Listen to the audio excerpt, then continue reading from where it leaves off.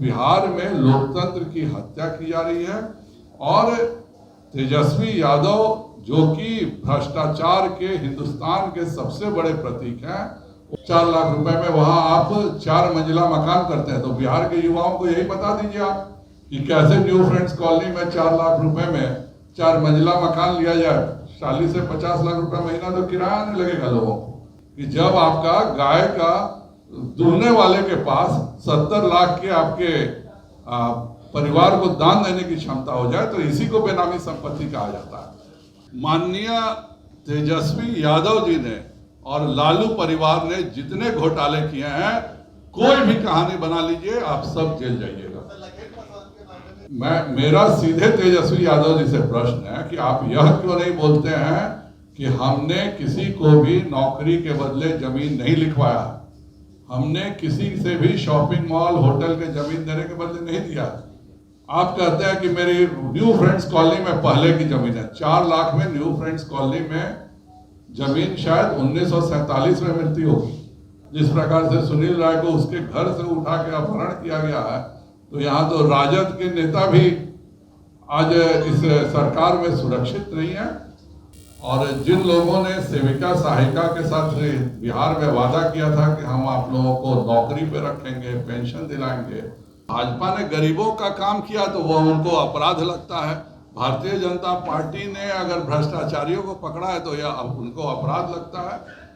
Bharatiya Janata party Bihar की जनता से अनुरोध करती है कि इन भ्रष्टाचारियों को सबक सिखाना बिहार की जनता का काम है। तो सारे घोटाले तेजस्वी यादव और उनका परिवार कर रहा है और सजा भी ये लोग निश्चित तौर पे भुगतेंगे। जो बेचारे 4th ग्रेड के मजदूर थे, जिनको आपने रेलवे की नौकरी के नाम पे दिया है, आज भी उसकी जमीन वापस कर दीजिए। नमस्कार, मेरा नाम है प्रिया, आप देख रहे हैं द बिहार प्रोजेक्ट। बीजेपी ने महागठबंधन पर आरोप लगाते हुए ये कहा कि आज जो विधानसभा में हुआ उसे काला दिवस के रूप में मनाया जाएगा। हम आपको बता दें कि बिहार विधानसभा में आज सत्र के दौरान लखविंदर पासवान, जो कि एक दलित नेता हैं, उनको बाहर निकाल दिया गया और 2 दिनों के लिए उन्हें विधानसभा से निरस्त कर दिया गया, जिसको लेकर के बीजेपी के अध्यक्ष संजय जायसवाल ने महागठबंधन पर निशाना साधते हुए क्या कुछ कहा, एक बार सुनिए जरा। आज विधानसभा से निकाल दिया गया 2 दिनों के लिए, उसकी जितनी भर्त्सना की जाए उतनी कम है। और जिस विधायक ने, चूंकि वह सत्तारूढ़ गठबंधन का विधायक है और उसने असंसदीय भाषा नहीं शब्द किया, उन्होंने बकायदा गाली दी और एक दलित को इसलिए दिया गया क्योंकि वह सेविका और सहायिका की बात कर रहा था। और जिन लोगों ने सेविका सहायिका के साथ बिहार में वादा किया था कि हम आप लोगों को नौकरी पे रखेंगे, पेंशन दिलाएंगे, उस तरह के तत्व जिन्होंने, जो आदतन असामाजिक तत्व हैं, उन्होंने किया। हमने देखा विधानसभा में बकायदा मारपीट हुई थी और उसके बावजूद भी जब विजय सिन्हा जी अध्यक्ष थे तो हम लोगों ने एक कमेटी बनाया था, मतलब विधानसभा में कमेटी बनी थी, कमेटी के अपने प्रोसेस हुए थे, 6 महीने तक उसकी जांच हुई थी और उस जांच पर कार्रवाई नहीं करते हैं। लेकिन केवल चूंकि राजद में एक खास समाज के लोग अब सत्ता में इतने मगरूर हो गए हैं कि अनुसूचित जाति का अपमान करना वो अपना हक समझते हैं और इसी कारण से आज लखविंदर पासवान जी के साथ 2 दिनों के लिए निष्कासित किया गया। दूसरा, पूरा बिहार तेजस्वी यादव जी का रुदाली देख रहा है 2 दिन से। मेरा सीधे तेजस्वी यादव जी से प्रश्न है कि आप यह क्यों नहीं बोलते हैं कि हमने किसी को भी नौकरी के बदले जमीन नहीं लिखवाया, हमने किसी से भी शॉपिंग मॉल होटल के जमीन देने के बदले नहीं दिया। मुद्दा रेड छापा भाई बहन नहीं है, मुद्दा यह है कि आपने भ्रष्टाचार किया है कि नहीं किया है। आप कहते हैं कि मेरी न्यू फ्रेंड्स कॉलोनी में पहले की जमीन है। 4 लाख में न्यू फ्रेंड्स कॉलोनी में जमीन शायद 1947 में मिलती होगी और आप 50 करोड़ और 150 करोड़ की संपत्ति को 4 लाख रुपए में खरीद लेते हैं और यह दिखाते हैं कि हमारा 4 लाख रुपए में, जहां पे न्यू फ्रेंड्स कॉलोनी में किसी को किराए पर 3 बेडरूम फ्लैट नहीं मिल सकता है, 4 लाख रुपए में वहां आप 4 मंजिला मकान करते हैं। तो बिहार के युवाओं को यही बता दीजिए आप कि कैसे न्यू फ्रेंड्स कॉलोनी में 4 लाख रुपए में 4 मंजिला मकान लिया जाए, 40 से 50 लाख रुपए महीना तो किराया नहीं लगेगा लोगों को। तो मेरा स्पष्ट मानना है कि तेजस्वी यादव जी को अपने पिताजी और अपने द्वारा किए गए भ्रष्टाचार के लिए बिहार की जनता से माफी मांगनी चाहिए और उनको बताना चाहिए कि ये सब जो घोटाला किया गया, यह पैसा उन बेचारों को क्यों नहीं लौटाया जा रहा। जो बेचारे 4th ग्रेड के मजदूर थे जिनको आपने रेलवे की नौकरी के नाम पे दिया है, आज भी उसकी जमीन वापस कर दीजिए। किसने आपको मना किया है? आपका बेचारा जिंदगी भर आपके यहाँ गोपालगंज में जो गाय दुआ है, उसकी जमीन उसको वापस करने में आपको क्या दिक्कत है? तो ये सारी बेनामी संपत्ति जिसकी वो बात करते हैं, बेनामी संपत्ति इसी को कहते हैं कि जब आपका गाय का दूहने वाले के पास 70 लाख के आपके परिवार को दान देने की क्षमता हो जाए, तो इसी को बेनामी संपत्ति कहा जाता है। और बिहार की जनता को निश्चित तौर पर संज्ञान लेना चाहिए कि महागठबंधन के झूठे वादे, चाहे वह शिक्षकों की नौकरी का हो, 10 लाख की नौकरी का हो, या फिर आज हालत ये हो गई है कि अब तो राजद के नेताओं की किडनैपिंग शुरू हो गई है। जिस प्रकार से सुनील राय को उसके घर से उठा के अपहरण किया गया है, तो यहाँ तो राजद के नेता भी आज इस सरकार में सुरक्षित नहीं है। भारतीय जनता पार्टी का स्पष्ट मानना है कि विधानसभा अध्यक्ष को उस विधायक के प्रति कार्रवाई करनी चाहिए जिसने अपशब्दों का प्रयोग एक अनुसूचित जाति के हमारे लखिंदर पासवान जी पर किया है। एक बहाना करके उन्होंने खुद अपने से फिक्स किया माइक, लेकिन इसको बहाना कर दिया गया, ये माइक उखाड़ा गया। जो माइक उखाड़ेगा वो अपने से क्या फिक्स करेगा क्या? तो बिहार में लोकतंत्र की हत्या की जा रही है और तेजस्वी यादव जो कि भ्रष्टाचार के हिंदुस्तान के सबसे बड़े प्रतीक हैं, उनको जनता के पास आके माफी मांगनी चाहिए। जितनी संपत्ति उन्होंने दान में ली है वो सब संपत्तियों को लौटाएं और ललन सिंह जी को भी सामने आना चाहिए। आज जो वो कहते हैं कि बहुत गलत हो रहा है, तो ललन सिंह जी को बताएं वो कि उन्होंने जो कागज दिए थे, क्या वो सारे कागज फर्जी थे, या ललन सिंह स्वयं सरकारी गवाह बना के बचा दें तेजस्वी यादव को। वो बताएं कि उन्होंने, ललन सिंह को बताना चाहिए कि किस तरह से उन्होंने साजिश रचा, कैसे उन्होंने लोगों को चढ़ाया कि तुम लोग जाओ लालू यादव जी से मिलो और कहना कि हम जमीन देंगे, आप इसके बदले नौकरी दीजिए, और ललन सिंह जी के साजिश का शिकार लालू यादव हो गए। या तो वो दोषी है या ललन सिंह जी दोषी है, तीसरा कौन दोषी है इस मामले में? तो भारतीय जनता पार्टी बिहार की जनता से अनुरोध करती है कि इन भ्रष्टाचारियों को सबक सिखाना बिहार की जनता का काम है।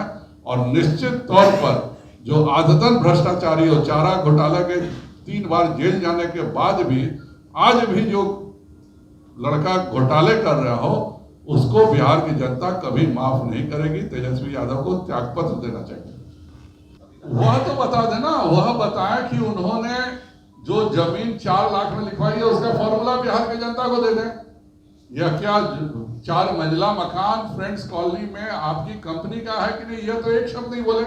आप सब ने जब प्रश्न पूछा तो उनको बताना चाहिए था कि नहीं ये झूठ है, न्यू फ्रेंड्स कॉलोनी में मेरा कोई मकान नहीं है, उस पर एक शब्द नहीं बोलते हैं। 4 लाख में 4 मंजिला मकान न्यू फ्रेंड्स कॉलोनी में मैंने लिखवाया है कि नहीं वो बताएं।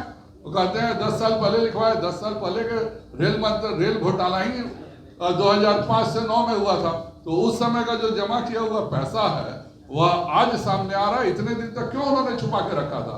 क्यों नहीं जनता को बताया था कि भाई मेरे पास 4 मंजिला मकान है? किसी के पास भी मकान होना कोई शर्म की बात तो नहीं होती है, लेकिन आपने अपने इलेक्शन में क्यों नहीं लिखा कि मेरे पास 4 मंजिला मकान है न्यू फ्रेंड्स कॉलोनी में?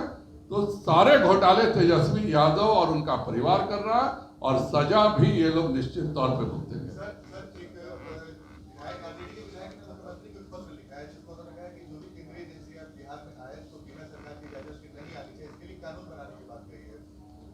भ्रष्टाचारियों को शरण देना इस पूरे सरकार का पहला कर्तव्य बन के रखा हुआ है और भ्रष्टाचारियों को शरण देने में ये लोग क्या क्या करेंगे। लेकिन ज्यादा आसान यही था कि ललन सिंह जी यह बताते कि उन्होंने यह पूरा नौकरी घोटाला मनमोहन सिंह को गलत दिया था। एक शब्द ललन सिंह इस पर भी बोलते हैं, कहते हैं ईडी और गलत कर रही है। आप ही बोल दो ना भाई, आप ही का दिया हुआ कागज है, आप बोलो कि मेरा कागज झूठा था, कहानी खत्म हो जाएगी। आज तक तो ललन सिंह ने यह नहीं बोला कि मैंने जो कागज दिया वो सरासर गलत है। तेजस्वी यादव कह रहे हैं कि तस्वीरों में साफ है कि माइक जोर ने काम किए। देखिए, वो माइक जोर से पकड़े थे और इन्होंने जो मारपीट किया था आज से 2 साल पहले, हर किसी को मालूम है कि स्पीकर के चैम्बर पे पत्थरबाजी किया इन्होंने, स्पीकर के सारे मार्शलों के साथ मारपीट किया था। उसके बावजूद भी जब एनडीए का बिहार में शासन था तो इतना सब सहने के बावजूद हम लोगों ने सदन चलाया गया। आज केवल इसलिए किया गया है क्योंकि एक पासवान जाति का व्यक्ति ने, यह विधायक ने यह काम किया था, तो इनकी जो नफरत है दलितों से वो तो जग जाहिर है, और उसी का नतीजा है। अगर वह पासवान के बदले किसी और समाज का होता तो अवध बिहारी चौधरी हरगिज यह काम नहीं करते। आरजेडी के विधायक भाई वीरेंद्र ने कहा है कि भाजपा गोडसे की खानदान। भारतीय जनता पार्टी ने जो काम किया है उसके बारे में ये बताए ना। भाजपा ने गरीबों का काम किया तो वह उनको अपराध लगता है, भारतीय जनता पार्टी ने अगर भ्रष्टाचारियों को पकड़ा है तो यह उनको अपराध लगता है। माननीय तेजस्वी यादव जी ने और लालू परिवार ने जितने घोटाले किए हैं, कोई भी कहानी बना लीजिए, आप सब जेल जाइएगा। हम लोग 2 दिन अभी वो विधानसभा में यह रणनीति तय कर रहे हैं, लेकिन निश्चित तौर पर यह सदन का काला दिन इसी को कहते हैं जब अकारण आपने जब मारपीट किया था पिछली बार, मार्शलों को पीटा था, उसके बावजूद भी विजय सिन्हा जी ने धैर्य रख के उसका निदान निकाला था। लेकिन अवध बिहारी चौधरी जी से मेरा स्पष्ट आरोप है कि पिछले बार जो जांच हुई, जांच की रिपोर्ट आई, उस पर आज तक कार्रवाई नहीं हुआ, और इसमें 10 मिनट में आपने कार्रवाई कर दिया, ना इसका जांच किया ना कुछ किया।